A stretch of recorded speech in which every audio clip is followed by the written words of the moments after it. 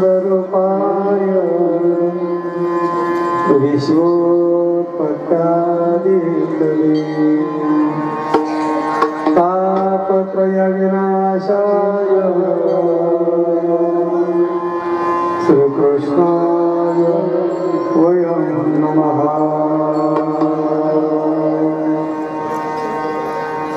एका भगवती देवी सर्वेषां कारणं जिनः महाविद्या महामाया पूर्णप्रकृतिरयथः भवामि शक्तिरूपेण करोमीव पराक्रमम् गौरी ब्रह्मे तथा रौद्रे वाराही वैष्णवी शिवा वारुणे चाथ कावेरी नारसिंह वासवी सर्वचैतन्यतमध्या विद्या धीमहि इदं किल कथानां सारभूतं पुराणं निखिलनिगमं तुल्यं सत्तनानुधूरम् नमोऽस्तु ते व्यासविशालबुद्धे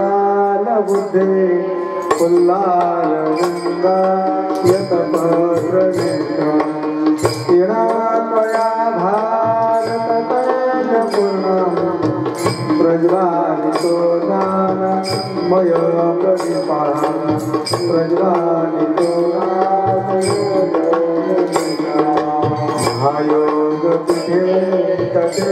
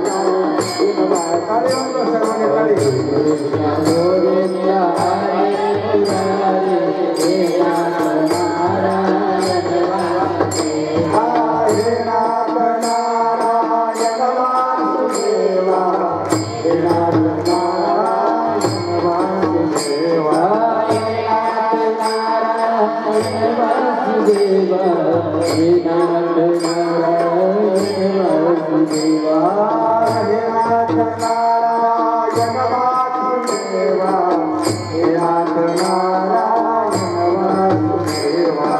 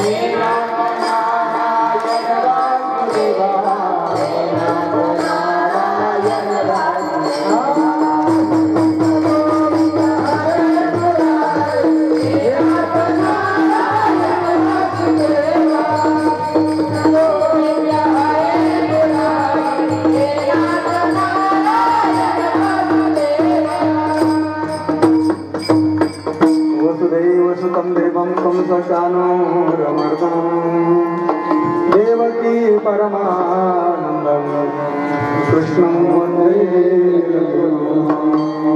सर्वमंगलमांगल्ये शिवे सर्वार्थसाधिके शरण्ये त्र्यंबके गौरी नारायणी नमोस्तुते नमो देवे महादेवे शिवाय सततं नमः नमः प्रकृतये भद्राय नियता प्रणता स्मता कुंडली गौरवा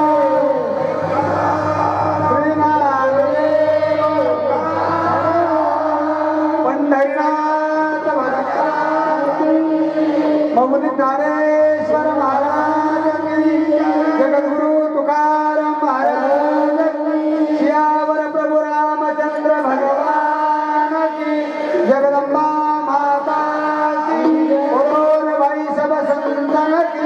नमः पार्वती पदे हर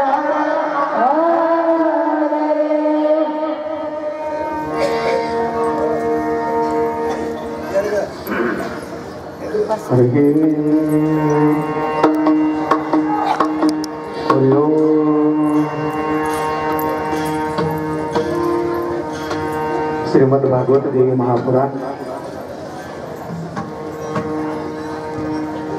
विश्वात्मक जगतजननी जगन्माता आई जगदंबेच्या प्रांगणामध्ये त्रिगुणात्मक तत्वानं अवतीर्ण झालेली भक्ती शक्ती आणि युक्ती आणि या तीनही तत्वाचं अधिष्ठान श्री क्षेत्र कोटमगाव या पुण्य पावन भूमीमध्ये चालत आलेला आपला हा सालाबाद प्रमाण नवरात्र उत्सव आई जगदंबेच्या प्रांगणामध्ये लेकराची भूमिका बजावणारे आपण सर्व भाविक भक्त माता भगिनी आकोबाद इथं व्यासपीठावरती विराजमान सर्वच वारकरी संप्रदायाचे अध्यक्ष मृदंगाचे आलेपेटी मास्तर टाळकरी पेनेकरी बाबा तुळशीवाडी माता अखिल कोटी ब्रह्मांडाचा चालक अनेक अवताराचा रावशी भगवान पांडुरंग परमात्म्याच्या अनंत अशा दयेतून वारकरी संप्रदायाचे आद्य प्रवर्तक कैवल्य साम्राज्य चक्रवर्ती माऊली महावैष्णव ज्ञानोबराय भक्ती ज्ञान आणि वैराग्याचा संगम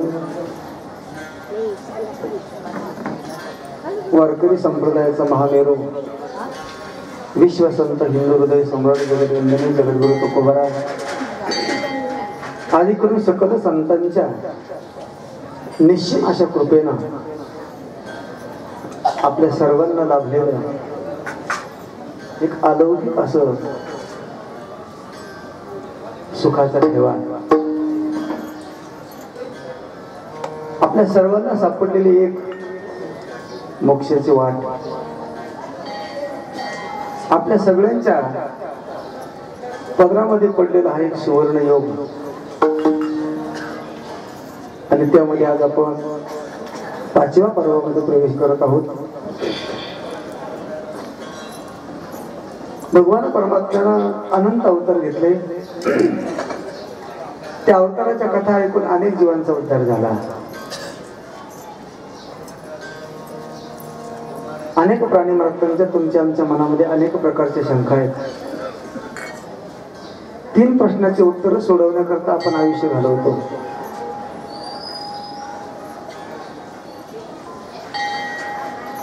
का, कशामुळं आणि कधी. मला वाटतं हे 3च प्रश्न सगळ्यांचे. आपल्या जीवनामध्ये एखादा प्रसंग घडला तर काय घडला, काही प्राप्त झालं तर कशामुळे मिळालं. बोल नका गोपाल कृष्ण भगवान आणि कधी. या 3 प्रश्नाचं ज्याला उत्तर सापडलं त्याच्या जीवनाचं सोनं झालं. तसे आपल्याला 3 प्रश्नाचे उत्तर आहेत. आम्ही इथपर्यंत आलो पण याच्या अगोदर आम्ही कुठं होतो, हा पहिला प्रश्न. बरं आम्ही जिथं असाल तिथं इथं कशा करता आलो, हा दुसरा प्रश्न. बरं आता आम्ही इथं काही कायम राहणार नाही, बरोबर. थोड्या वेळाला कुठेतरी जाणार ना, कुठे जाणार थोड्या वेळाला म्हणा रूम मध्ये जाणार थोड्या वेळानं, म्हणजे याच्या नंतर आपल्याला पुन्हा कुठेतरी जायचं. पण इथं येण्याच्या अगोदर आम्ही कुठं होतो, इथं का आलो, पुढे कुठं जायचंय. हे 3 प्रश्नाचे उत्तर ज्याला शोधता आले तो जीवनामध्ये निश्चिंत होतो. आणि या 3 प्रश्नाचे उत्तर जन्मेजय नावाच्या राजाला शोधायचे. म्हणून त्याने व्यास महर्षींच्या समोर हात जोडले.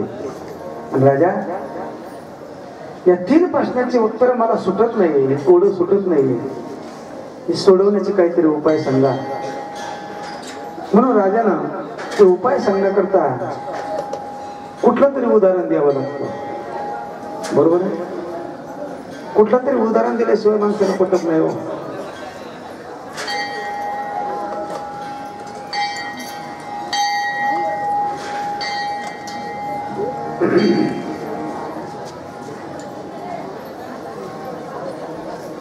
श्री राधे राधे गोविंद गोविंद राधे राधे राधे गोविंद राधे राधे गोविंद गोविंद राधे राधे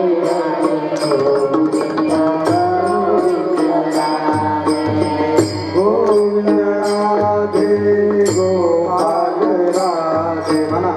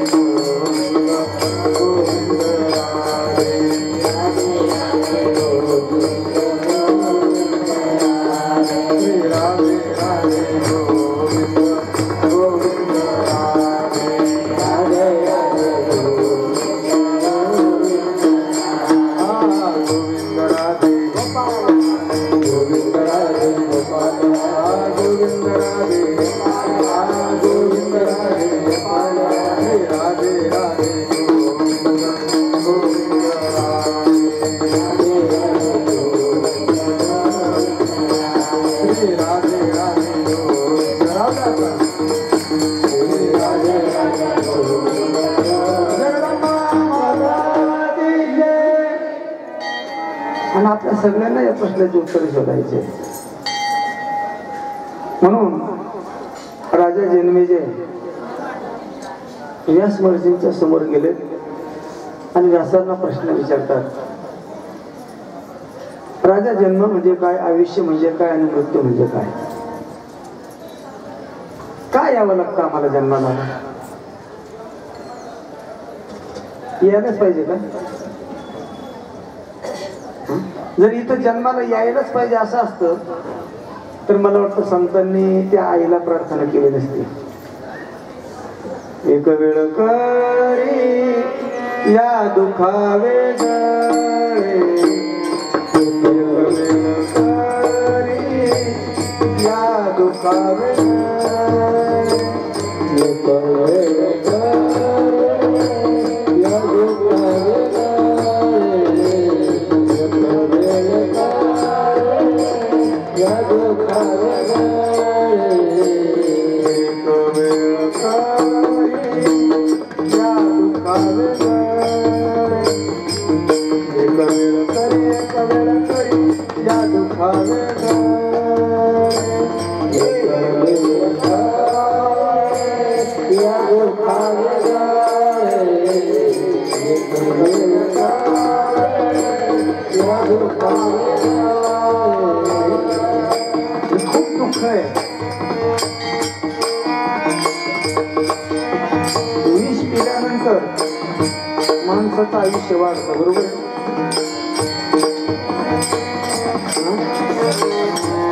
किती कमी होतं हे तुम्हाला माहिती बघ. विष पिल्यावर काय होतं?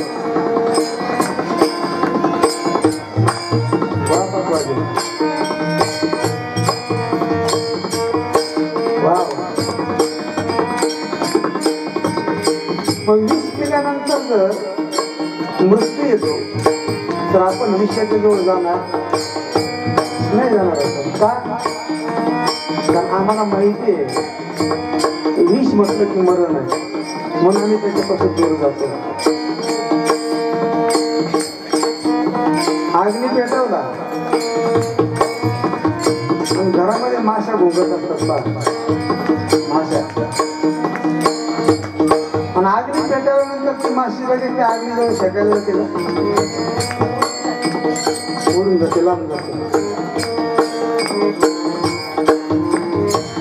आता सध्या मच्छराचं जेवण आहे, मच्छरायचं, बरोबर? तास. मग संध्याकाळच्या वेळेला घरामध्ये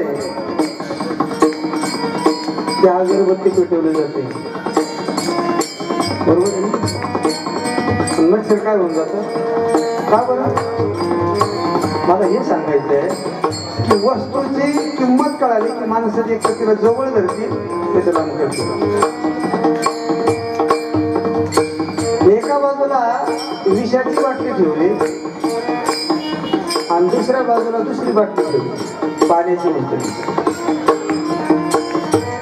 तुम्ही पाण्याची बाटली जवळ घ्या का? पाण्यामध्ये जीवन आहे आणि विषयामध्ये मृत्यू आहे. तसं आम्ही जन्माला येणं हे चांगलं आहे का वाईट आहे?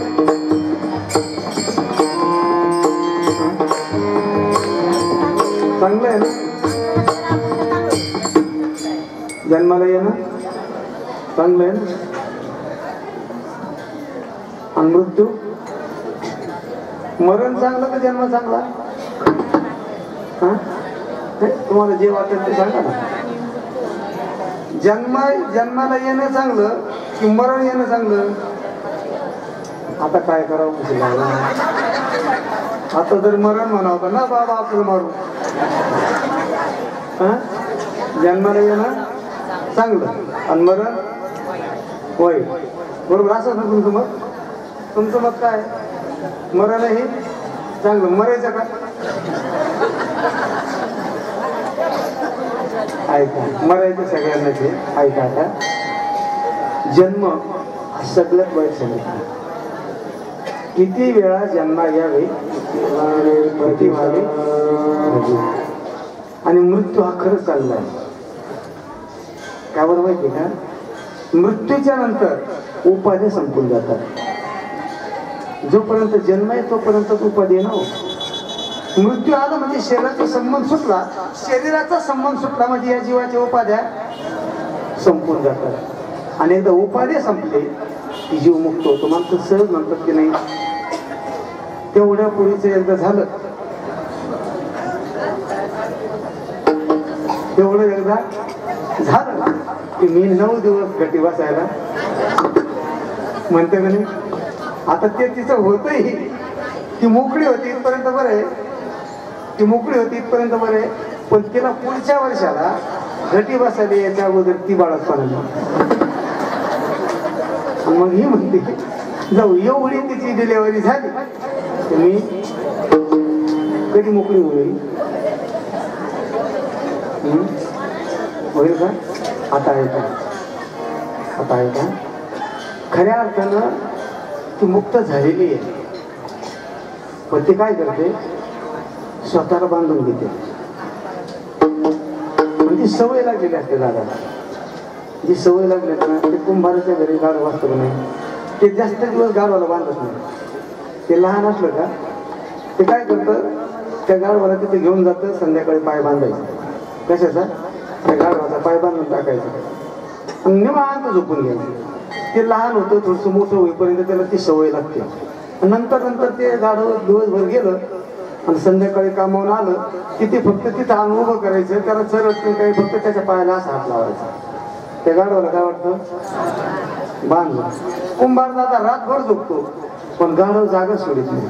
त्याला बांधलेलं आहे का. आपली गुतकोणासारखी मग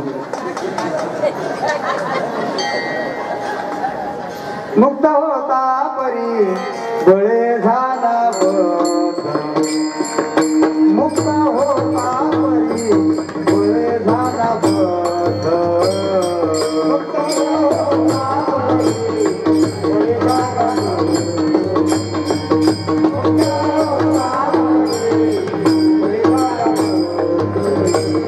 घेऊनिया छंद माझे माझे, घेऊनिया छंद माझे माझे, होता परी बळे झाला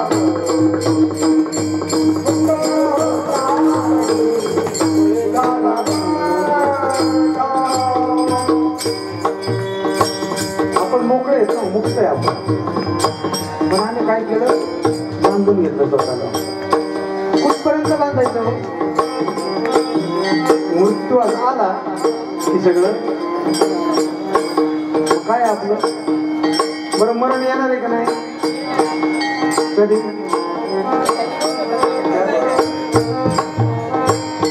क्या भरोसा क्या भरोसा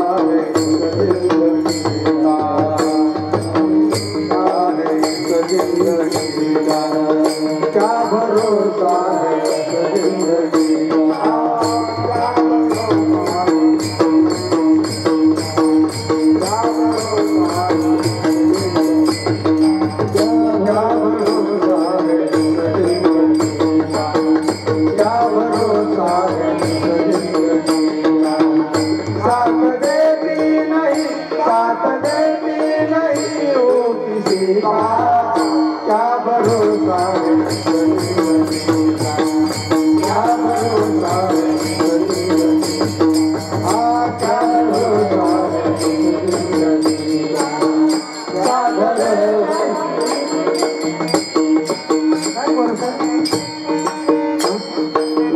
लक्षात घ्या. म्हणजे तुम्हाला पुढची जी मी कथा सांगणार आहे तर तुमच्या पटकन लक्षात येईल. अगोदर 12 खडकी केली की अक्षर ओळख झाली की लिहायला सोपं होतं. मग काय भरोसा या जीवनाचा. मग आता आहे का खऱ्या अर्थानं जन्माला येणं हे दुःख आहे बरोबर, आणि मृत्यू येणं हे खऱ्या अर्थानं उपाधीतून मोकळं होणं. पण आम्हाला जन्माचा आनंद होतो आणि मृत्यूची भीती वाटते. का बरं. मृत्यूचं खरं कळलं तरच आम्हाला त्याची भीती होती. मी अगोदर बोललो ना, विषानं माणसं मरतात म्हणून माणसं विष जवळ घेत नाही. तसं मृत्यू म्हणजे सुख दुःख हे जेव्हा कळेल तेव्हा माणसाच्या जीवनात मृत्यूची भीती जाईल. मृत्यू हा सत्य आहे आणि मृत्यूच्या नंतरच मुक्ती मिळत असते. पण त्याच्याकरता त्या मोक्षापर्यंत जाण्याकरता मधलं जीवन असतं. ते जीवन जर आपण योग्य जगलं तर मृत्यू सुखाचा आहे, मृत्यू आनंदाचा आहे.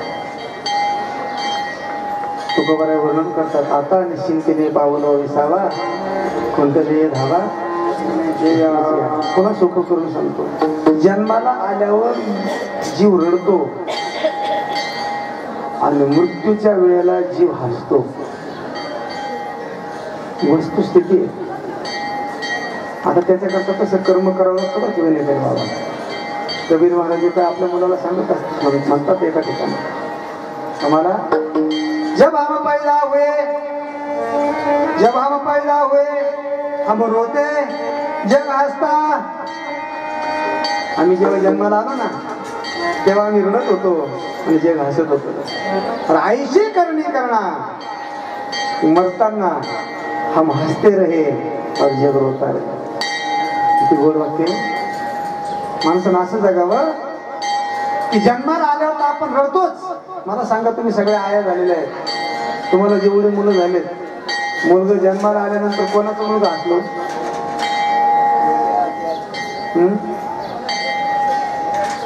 रडलेच ना. बरं, मुलगा रडायला लागल्यानंतर घरातले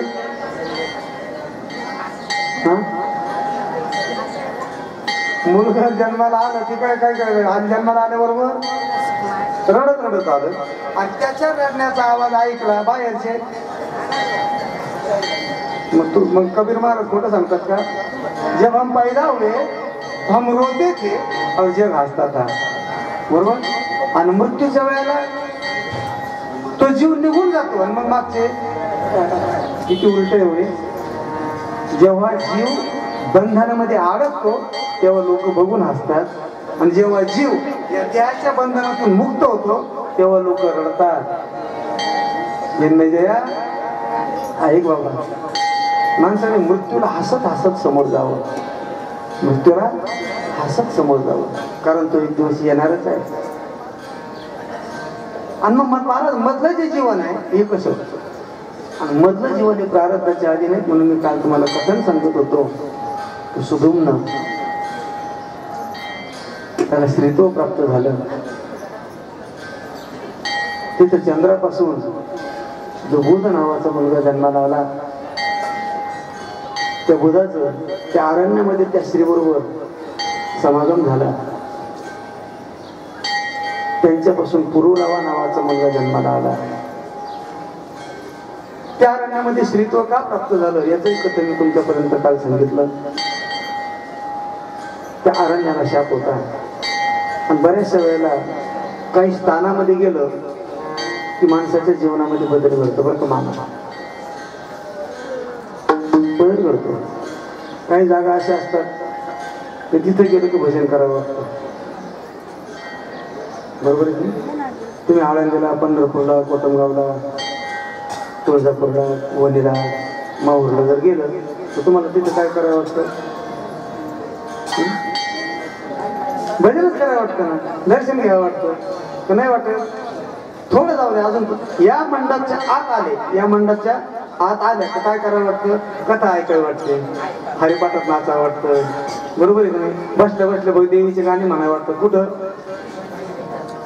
कुठं? या मंडपच्या आत. आणि मंडपच्या बाहेर गेलो वडी खावा वाटत, चायनीज खावा वाटत, तिकडं वाटतं भजन करा. आणि अजून रोडकडे गेल्यावर मग पाण्यात रसा वाटत. काय बदल घडतो असं? काय बदल असा काय घडतो? माणूस खुश आहे ना. मग इकडं आल्यानंतर मंडपमध्ये आल्यावर त्याला भजन करावं वाटतं. मंडपच्या बाहेर गेल्यानंतर त्याला काहीतरी चटर मटर खावं वाटतं.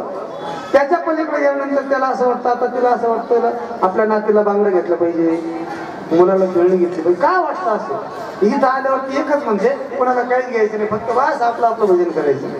आणि तीच माणूस व तीच वही पुढे गेली की बदल घडतो का? याला एक कारण आहे. त्या जागेची भूमिका, त्या जागेचं महत्व आहे. या जागेवरती कायम नामस्मरण होतं. पण ही जागा त्या नामस्मरणाला पवित्र झालेली आहे, पावन झालेली आहे. आणि ती जागा पावन झाली, पवित्र झाली. मग आम्ही तिथे आलो की आमच्या जीवनामध्ये पावित्र्य प्राप्त होतं. आम्हाला आपोआप ती जागा भक्ती करायला सांगते. तिकडे गेल्यानंतर तितकं पावित्र्य त्या जागेत नाहीये, कारण ती खाऊगल्लीच आहे ना, खाऊगल्लीच म्हणता ना. हा जाग्याचं महत्व आहे. म्हणून एक लक्षात घ्या, जीवनामध्ये 3 गोष्टी कधी सगळ्यांना द्यायची. आपण कधी घरी जर बसलो ना, सगळेजण देवपूजा करतात का घरी? नसतील करीत तरी हा मला आजचे दिवस करतात ना. काय करायचं माहिती का, आपण ज्या वेळेला देवपूजेला बसतो ना, त्यावेळेला कपडा घ्यायचा, कोणत्याही रंगाचा असू द्या. मला काय रंगाचं बंधन नाही. ते काही म्हणतात बाबा पांढराच पाहिजे, तांबराच पाहिजे. मी वारकरी माणूस आहे आणि आमच्या वारकऱ्याला कोणताही कपडा चालतो, बरोबर आहे की नाही? कोणताही कपडा घ्या, पण एक लक्षात घ्यायचं, तो कपडा एकदा जागेवर टाकला, त्याच्यावर आपण आसन मांडलं आणि आपण 2 मिनिटं देवाचं चिंतन करायचं. काय करायचं? तोच कपडा दररोज वापरायचा. काय करायचं? दररोज तोच कपडा वापरायचा. एक दिवस त्या कपड्यामध्ये एवढं सामर्थ्य तयार होईल की तो कपडाच तुम्हाला भजन करायला लागेल. बऱ्याचशा वेळेला मित्राच्या संतांचं जे आसन आहे ना, ते एकच असतं. ज्या बऱ्याच गोष्टी आहेत त्या गोष्टी आम्ही बदलवल्या नाही पाहिजे. म्हणून चिंतन मला हे सांगायचं आहे की जाग्यामध्ये जर महत्व प्राप्त व्हायचं असेल, तसंच त्या ठिकाणी ती जागा आहे. श्रीत्व प्राप्त झालं, वशिष्ठ मुनींना शरण गेलं. आणि ज्या वेळेला आपण संतांना शरण जाऊ, त्याच वेळेला आपल्या जीवनात बदल घडत असतो. बरं, देवाला शरण झाल्यानंतर देव फक्त कृपा करील, हो, बदल करणार नाही. संतांना शरण गेले की संत बदल केल्याशिवाय. वशिष्ठ मुनी आपल्या शिष्याकरता तपश्चर्याला सुरुवात केली. कारण गुरुचं सदैव, संतांचं सदैव एकच ध्येय असतं. कोणतं? जगाच्या कल्याणा संताच्या विभूती, जगाच्या कल्याणा संताच्या विभूती, जगाच्या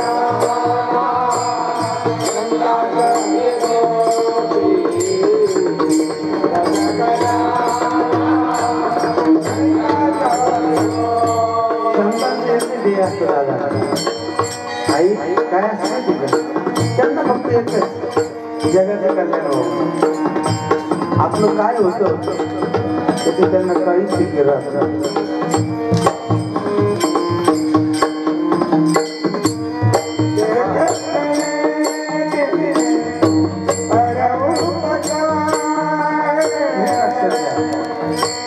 जगाच्या पटवर असलेला प्राणी आपला देह नाश पावला तरी चालेल, त्यांचं कल्याण झालं पाहिजे. विंचू माहिती का तुम्हाला? विंचू कसं राहतं? 2 पायऱ्या असतात त्याला, बरोबर? एक तोच राहतो, ते विंचूला पण राहतात, बरोबर? तरी तुम्ही हात मारता, ते तुम्ही अजून विंचू पाहिलंच नाही का? पाहायचा तुम्हाला कथा घेऊन ऐका. विंचवाला केलं होतं, विंचवाला होतं माझे केलं होतं. एका वेळेला 10, 5, 20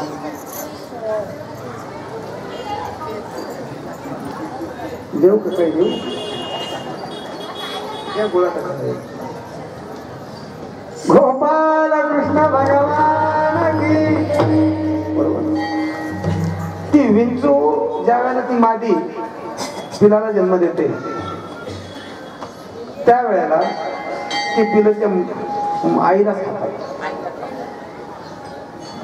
कोणाला खातात? सर्पिन अशी आहे, सर्प ती अशी निघाली की अंडे देते आणि परत फिरली की ती खाते. एक पिलांना खात चालते त्याच्यातून जर एखादा अंड उरलं तर त्याचा तो सर्प तयार होतो, तो भाग वेगळा आहे. एक आई अशी आहे की ती जन्माला घालते येताना त्यांना खाते, आणि एक आई अशी आहे की ती जन्माला आल्यानंतर स्वतः तिथंच बसते आणि त्या पिलांना सांगते, बाबा तुम्हाला मोठं व्हायचं असेल तर मला खा. दादा, विंचूची मादी एकदाच पिलांना जन्म देते, पुन्हा ती राहत नाही, ती पिलंच तिला खाऊन टाकतात. संत या जगामध्ये या देहाचं राख झाली तरी चालेल, पण जगाचंच कल्याण करतात, त्याला संत म्हणतात. कोण आहे असा जगाकरता वशिष्ठ मुनी सारखा महात्मा? एका पायावर उभा राहिला, डोळे बंद केले आणि आपल्या आराध्य भगवंताचं कशा